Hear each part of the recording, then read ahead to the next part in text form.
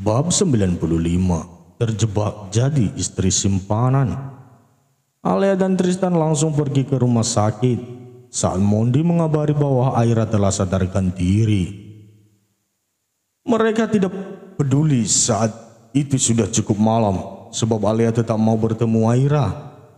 Kini Alia dan Tristan sudah berada di ruang rawat Aira. Tentu ada Mondi juga di sana. "Aira, bagaimana keadaanmu?" tanya Alia seraya menggenggam tangan Aira. Gadis cantik itu tersenyum lalu menganggukkan kepalanya. "Saya baik-baik saja, Nona Alia," jawab Aira dengan pelan dan sedikit terbata.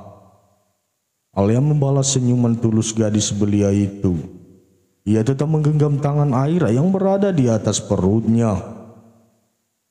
Aira pasti kesakitan setelah menerima tusukan dari pelayan tidak tahu diri itu. "Aira, terima kasih banyak ya.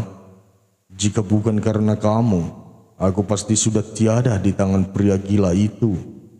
Aku berhutang nyawa sama kamu, Ai," ucap Alia dengan lirih.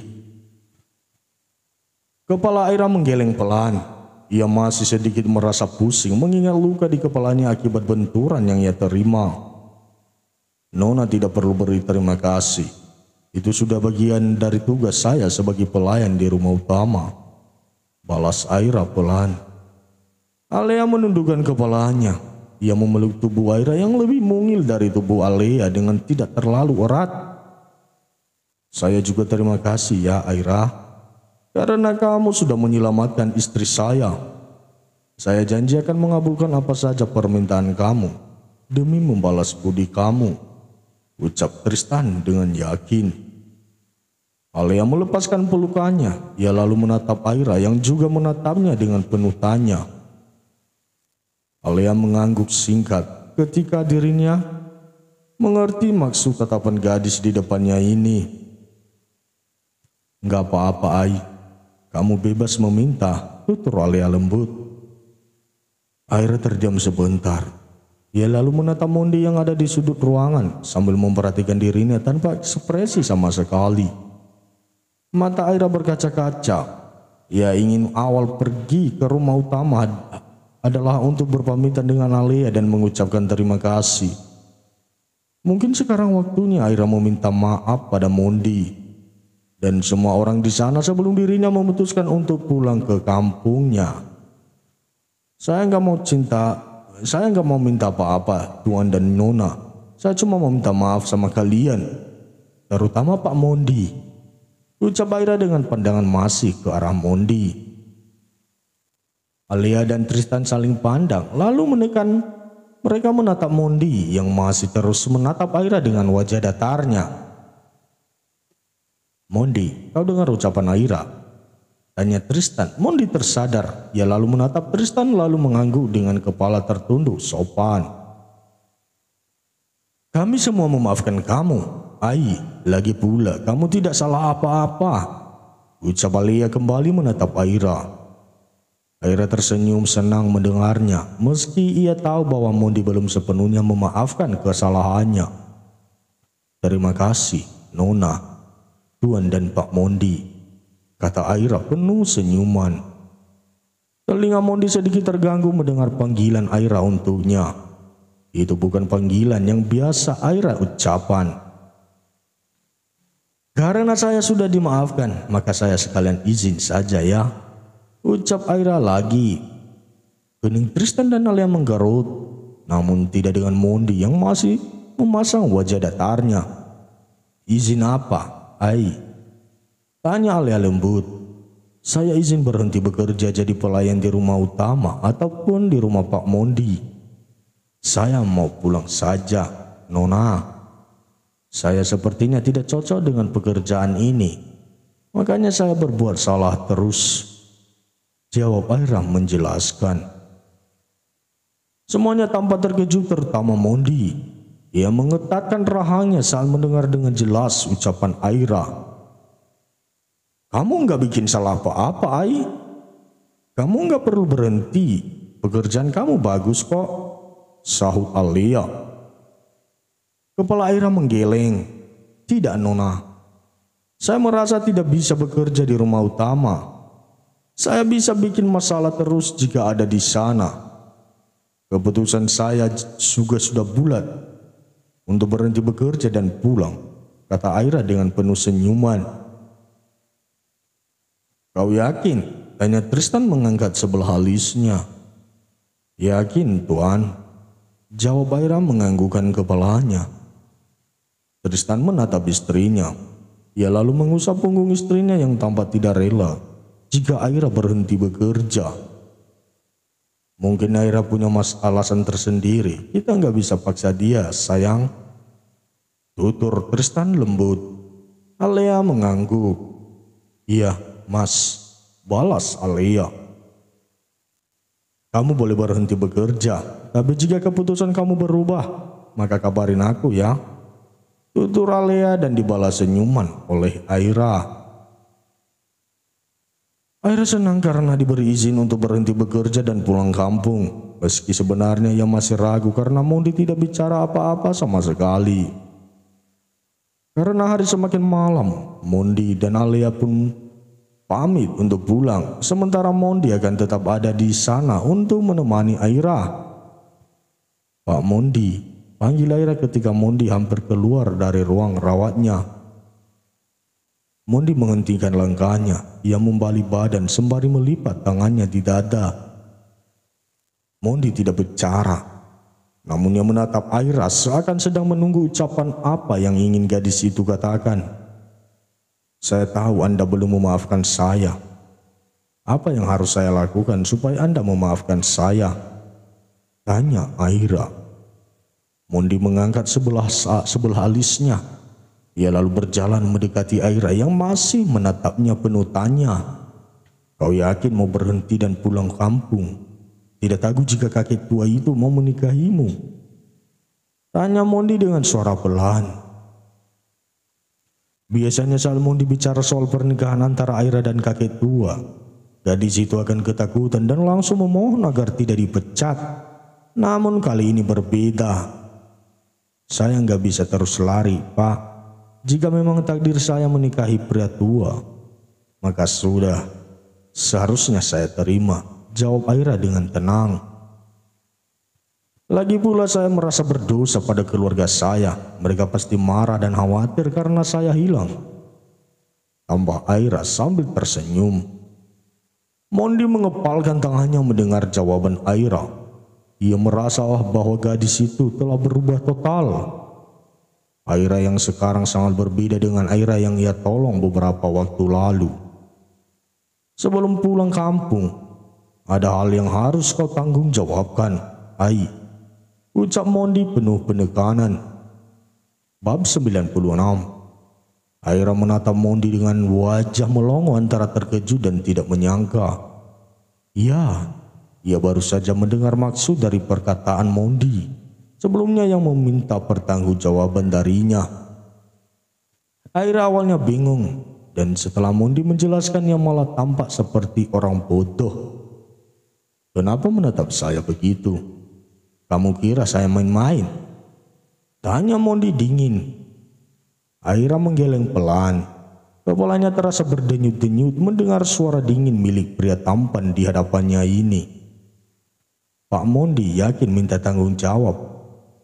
Tanya Aira memastikan. Suaranya terdengar pelan sekali namun masih bisa didengar oleh Mondi. Mondi maju 2 langkah mendekati perangkar Aira. Ia memasang wajah datar dan tatapan mata yang begitu tajam.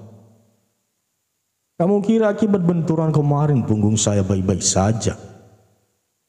Punggung saya patah dan kamu harus rawat saya sampai saya sembuh.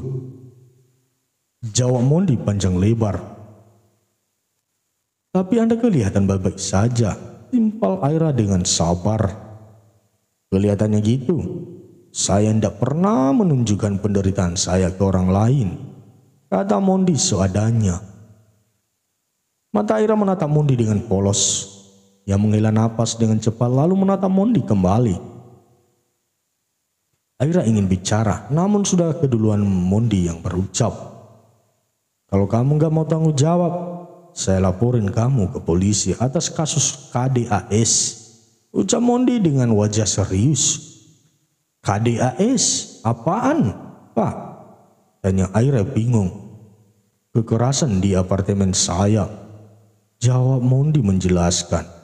Aira menatap Mondi semakin cengok, apalagi setelah mendengar jawaban pria di depannya ini barusan.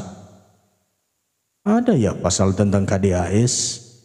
Setahu Aira adanya KDRT yang kini sedang ramai-ramai di kalangan selebritis. Mondi menciptakan pasal sendiri atau bagaimana ini? Aira hendak berucap, namun lagi-lagi dicegah oleh Mondi yang bicara duluan. Satu lagi, kamu harus panggil saya seperti biasa, ucap Mondi tegas.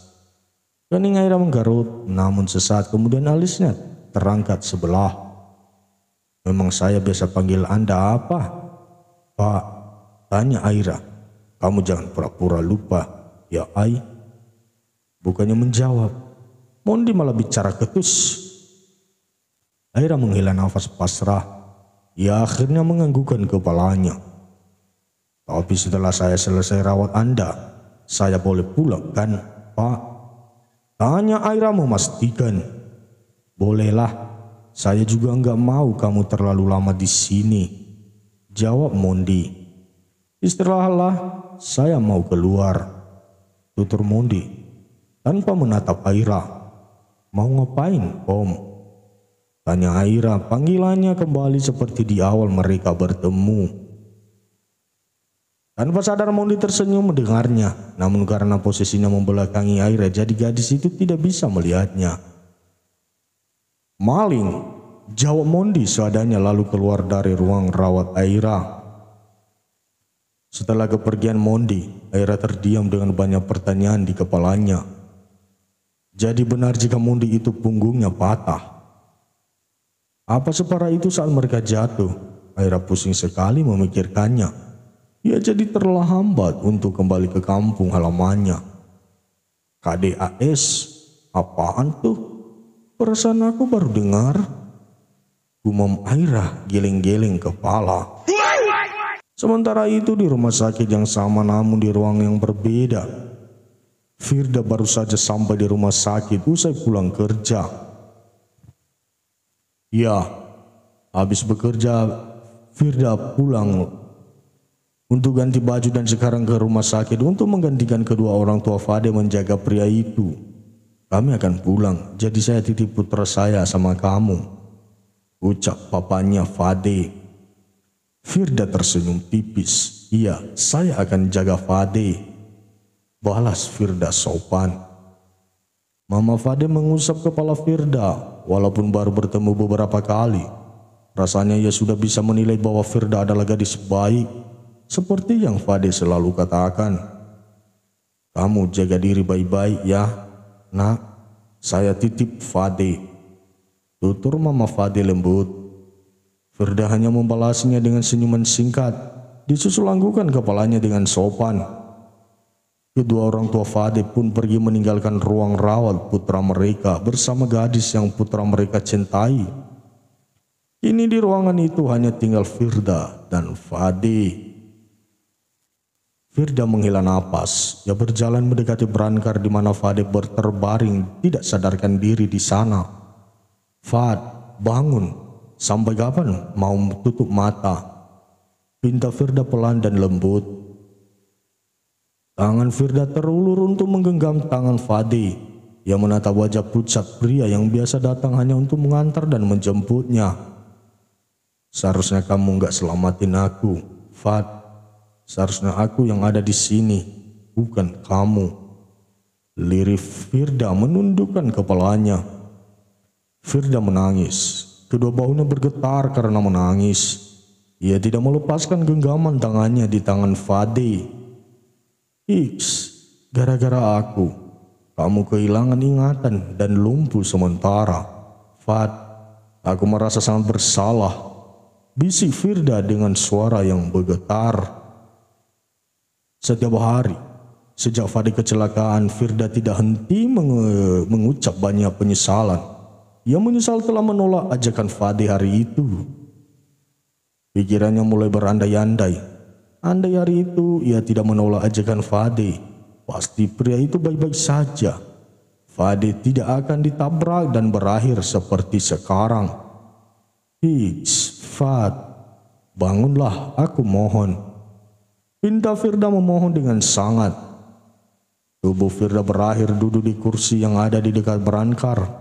Ia lalu menjatuhkan kepalanya di atas berangkar, tempatnya di samping tangan Fade. Firda melupakan rasa lelahnya sepulang bekerja. Ia ikhlas melakukan ini semua karena ia tahu bahwa ini semua adalah kesalahannya. Sekarang fokus Firda adalah membuat Fade sampai bisa berjalan kembali dan mengembalikan ingatan pria itu seperti sebelumnya. Firda tidak peduli jika Fade tidak mengingat saat-saat terakhir mereka bersama. Yang jelas ia ingin Fade sadar segera dan sembuh.